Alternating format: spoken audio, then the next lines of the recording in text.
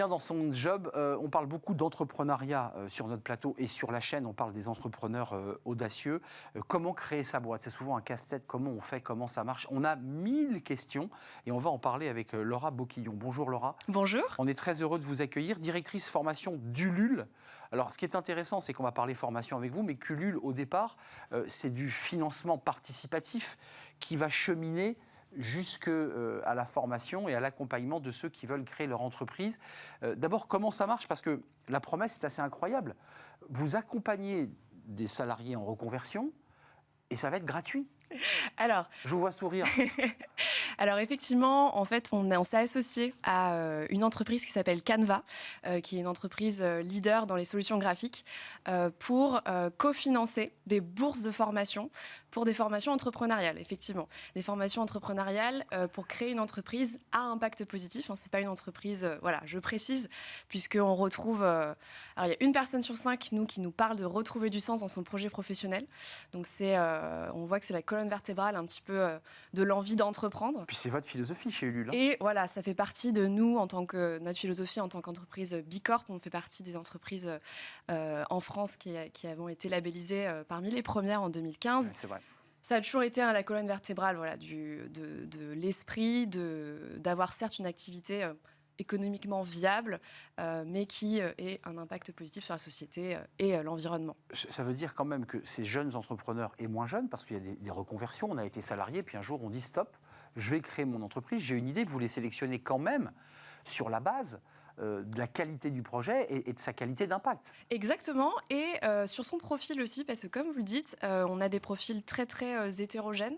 On a été très surpris dans les candidatures de recevoir des projets de personnes de plus de 60 ans, de personnes qui viennent par exemple d'être mamans. On a beaucoup, les jeunes mamans sont surreprésentées par exemple dans les candidats. Et donc on essaie de varier les profils, d'avoir aussi un maximum de personnes en situation de handicap. Donc ça rentre dans les critères aussi pour choisir les projets. Il y a deux sujets, il y a le contenu des formations et les thèmes et les promos. Là vous avez déjà une première promo, j'ai envie d'appeler ça la promo, 30 personnes. C'est une promo de formation exactement pour créer sont... son entreprise à impact. Alors après, il y a différents programmes selon leur stade de maturité. Il y en a qui sont déjà prêts à financer leur projet par le financement participatif. Donc ils s'axent plutôt sur la préparation d'une campagne de financement participatif. Et vous êtes là aussi? Et donc on est là aussi pour les accompagner dans ce service-là. Et d'autres veulent plutôt travailler sur l'aspect marketing digital. Et là, la nouvelle promo va plutôt être sur le bilan de compétences. Le bilan de compétences pour faire le point d'abord sur ce qu'on a envie de faire. Nous, on a beaucoup de personnes qui arrivent dans l'envie d'entreprendre avec un mal-être au travail qu'ils ont vécu dans une expérience salariale. Je pense que vous allez en parler juste après dans l'émission. Oui. Et, un accident professionnel, j'ai envie de dire, harcèlement, voilà, difficulté. Exactement. On a le mot burn-out qui revient très souvent également. Donc ce mal-être, il cherche à être un petit peu transformé par l'entrepreneuriat à impact notamment. Et donc c'est une réalité qu'on prend en compte. Je voudrais qu'on fasse un petit focus quand même sur les tendances, parce que vous avez évoqué les profils de ceux que vous sélectionnez, d'être vraiment dans la diversité. Oui. Et puis il y a quand même des thématiques. Je vois la lutte contre l'obsolescence programmée, les zéro déchets. On voit quand même, évidemment, vous êtes une entreprise à impact, mais on voit quand même qu'il y a un désir aujourd'hui des Français de réparer la planète et de s'engager sur ce sujet. Et ça fait du bien, parce qu'en fait, on le voit non seulement, nous, dans les projets entrepreneuriaux qui se lancent en formation, mais aussi parmi les campagnes de financement participatif qui se font financer. Hein, il y a 5 millions de contributeurs en France sur Ulule qui donnent en moyenne 25 € à des projets qui, effectivement, portent des valeurs. Alors, il y a beaucoup de produits qui sont éco-conçus ou qui minimisent les déchets, des produits zéro déchet, ou qui font de l'upcycling.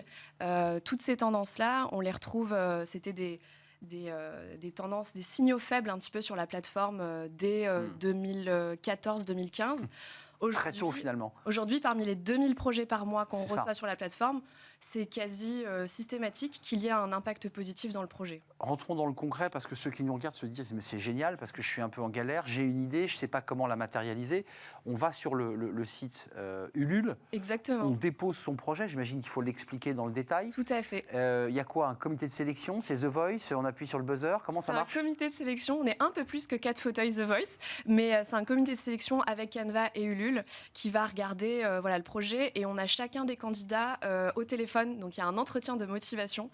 C'est très important pour être sûr qu'on ne se lance pas dans une formation ni dans l'entrepreneuriat sur un coup de tête. Donc il faut vraiment s'assurer vérifier que c'est bien ancré. Que c'est ancré, qu'il y a la motivation et que le projet est pertinent avec la formation parce que on n'aurait pas fait notre job si la formation ne répond pas à leur envie d'entreprendre. L'écrémage est dur quand même parce que 830 candidats, une promo de 30. Alors il y a plusieurs vagues. C'est ça qu'on s'est dit qu'on allait ça fait 4% de sélectionnés, quoi. Exactement. On va faire en tout 5 vagues dans l'année. C'est 5 vagues de candidatures où on rouvrira des places au fur et à mesure. Et bien entendu, les candidats de la première vague peuvent retenter leur chance. Mais effectivement, ça a donné lieu à beaucoup de débats.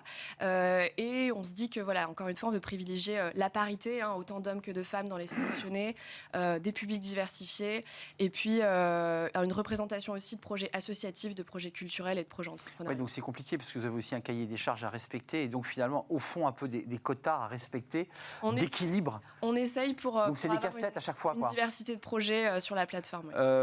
Combien de temps ça dure? Parce que monter son entreprise, vous le dites, il y a des gens plus matures qui ont déjà le financement, il y a des gens qui n'ont pas la connaissance technique, il y a des gens qui cherchent un logo, il y a des gens qui cherchent à affiner le concept. C'est très compliqué, il faut les sélectionner. Comment ça se passe, ça?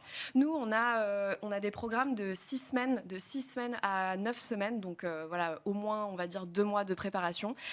La chose qui se passe, c'est qu'après la formation, on se rend compte de tout le travail à faire et de tout ce que c'est que d'entreprendre.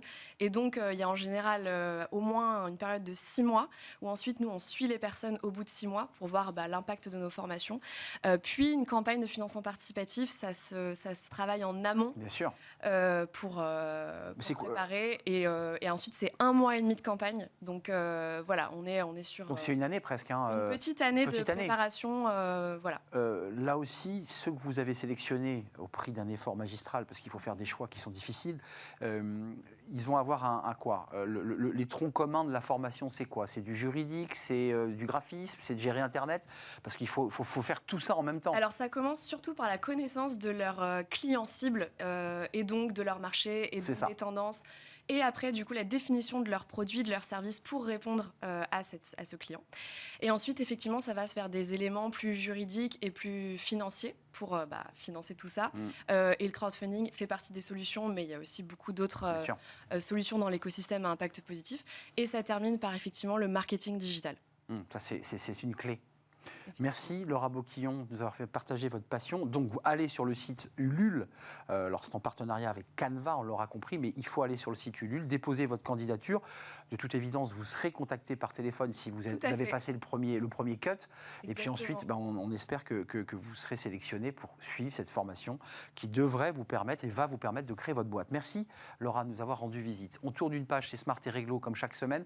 Le droit, rien que le droit, pour parler du harcèlement. C'est un sujet dont on parle justement beaucoup ces derniers temps et on en parle avec Émilie Méridjen.